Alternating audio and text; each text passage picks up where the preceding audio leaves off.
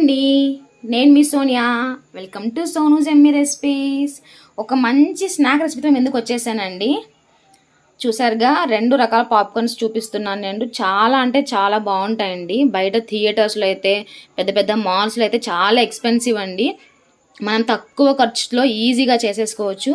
చూసారుగా, salted popcorn and caramel popcorn కూడా. Stove on చేసుకొని ఇలా ఒక వెడల్పుగా ఉండే గిన్నె పెట్టుకోండి. లోకి 2 టేబుల్ స్పూన్ల నూనె యాడ్ చేసుకుందాం. అలాగే 1/2 స్పూన్ పసుపు, 1/2 స్పూన్ సాల్ట్ యాడ్ చేసుకుందాం. ఒకసారి కలుపుకుందాం. ఇలా కలుపుకున్న తర్వాత 1 కప్పు కార్న్ ఫ్లేక్స్ తీసుకుందాం. ఫ్లేమ్ హైలోనే పెట్టుకొని ఇలా కలుపుకోండి. పసుపు, ఉప్పు అంతా ఈ కార్న్ సీడ్స్కి పట్టేలాగా కలుపుకోవాలండి. పాపింగ్ స్టార్ట్ అయింది కదా, మూత పెట్టేసుకుందాం. మూత పెట్టేసుకొని ఫ్లేమ్ మనం లోకి పెట్టేసుకుందామండి.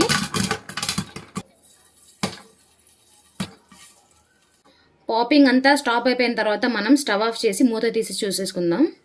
చూసారుగా, కార్న్ సీడ్స్ అనేవి చాలా చక్కగా పాప్ అయ్యాయండి. చూడండి, ఆల్మోస్ట్ అన్నీ పాప్ అయిపోయాయి, చాలా నీట్గా వచ్చాయి.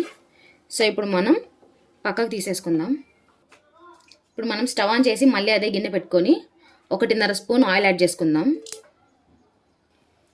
ఆయిల్ వేడయ్యాక 1/2 కప్ కార్న్ సీడ్స్ యాడ్ చేసుకుందాం. యాడ్ చేసుకొని కలుపుకుందామండి బాగా. పాపింగ్ స్టార్ట్ అయింది కదా, ఇప్పుడు మనం మూత పెట్టేసుకుందాం. మూత పెట్టేసుకొని వెంటనే ఫ్లేమ్ని లోకి టర్న్ చేసేసుకోండి. పాపింగ్ అంతా స్టాప్ అయిపోయింది కదా, మూత ఓపెన్ చేసి చూసుకుందాం. చూసారుగా, ఆల్మోస్ట్ అన్నీ పాప్ అయిపోయినాయండి. ఇప్పుడు మనం పక్కకు తీసుకొని ప్రాసెస్ స్టార్ట్ చేద్దాం. ఇప్పుడు మనం క్యారమెల్ ప్రిపేర్ చేసుకుందాం. దానికోసం స్టవ్ ఆన్ చేసుకుని ఒక గిన్నె పెట్టుకొని ఇందులోకి మనం 1/2 కప్ కార్న్ సీడ్స్ తీసుకున్నాం కదండి. సో మనం 3/4 కప్పు షుగర్ యాడ్ చేసుకుందాం. ఇలా ప్యాన్ మొత్తం స్ప్రెడ్ చేసేసుకోవాలి. ఇందులోకి జస్ట్ 1 స్పూన్ వాటర్ యాడ్ చేసుకుందామండి. వాటర్ యాడ్ చేసుకున్న కలుపుకోవాల్సిన అవసరం లేదండి. అదే వాటర్ అంతా షుగర్ మొత్తంకి స్ప్రెడ్ అయిపోతుంది. కలుపుకోకుండా 1 మినిట్ అలానే పెట్టుకుందాం మనం. ఫ్లేమ్ లోలోనే ఉండాలండి, హైలో పెట్టుకుంటే మాడిపోతుంది షుగర్ అంతా. చూసారుగా, షుగర్ అంతా మెల్ట్ అయ్యి కొంచెం వాటరీగా అయింది కదా.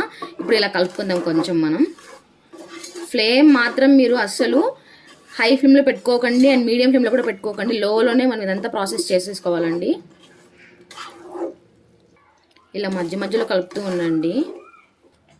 చూసారుగా, ఆల్మోస్ట్ షుగర్ అంతా మెల్ట్ అయిపోయి క్యారమలైజ్ అవుతుంది కదా. సో మనం లో ఫ్లేమ్లో పెట్టుకోవడం వల్ల కొద్దిగా లేట్ అవ్వచ్చు, కానీ టేస్ట్ మాత్రం చాలా బాగుంటుందండి. అదే హై ఫ్లేమ్లో పెట్టుకుంటే త్వరగా అయిపోతుంది, కాకపోతే మాడిపోయి మనం తినడానికి కూడా అవ్వదండి.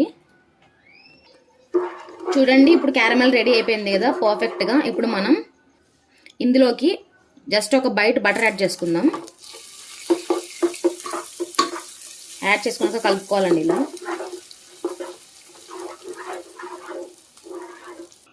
బటర్ మొత్తం మెల్ట్ అయిపోయాక 1/2 స్పూన్ బేకింగ్ పౌడర్ యాడ్ చేసుకుందాం. యాడ్ చేసుకొని కలుపుకోవాలి ఇలా. చూసారుగా, బేకింగ్ పౌడర్ యాడ్ చేశాక కొద్దిగా క్వాంటిటీ పెరిగి కదండి. సో మనం ఇప్పుడు స్టవ్ ఆఫ్ చేసేసుకుందాం. స్టవ్ ఆఫ్ చేసుకుని ముందుగా మనం పాప్ చేసుకున్న పాప్కార్న్ ఇందులో యాడ్ చేసేసుకోవాలండి.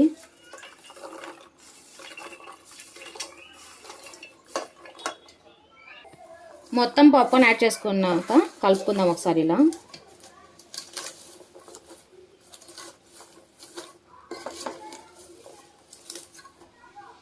చూసారుగా, క్యారమెల్ మొత్తం పాప్కార్న్కి స్ప్రెడ్ చేసుకున్న తర్వాత ఒక ప్లేట్లోకి తీసుకోవాలండి. ఇది పూర్తిగా చల్లారిన తర్వాత మనం ఇలా బ్రేక్ చేసేసుకోవాలి. ఇంతేనండి.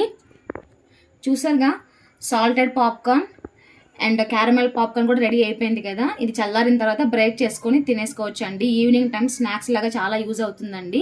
ఈ రెసిపీ నచ్చితే లైక్ చేయండి, షేర్ చేయండి, సబ్స్క్రైబ్ చేయడం మాత్రం అస్సలు మర్చిపోకండి. నెక్స్ట్ వీడియో ఎందుకు వస్తా, అంతవరకు బాయ్.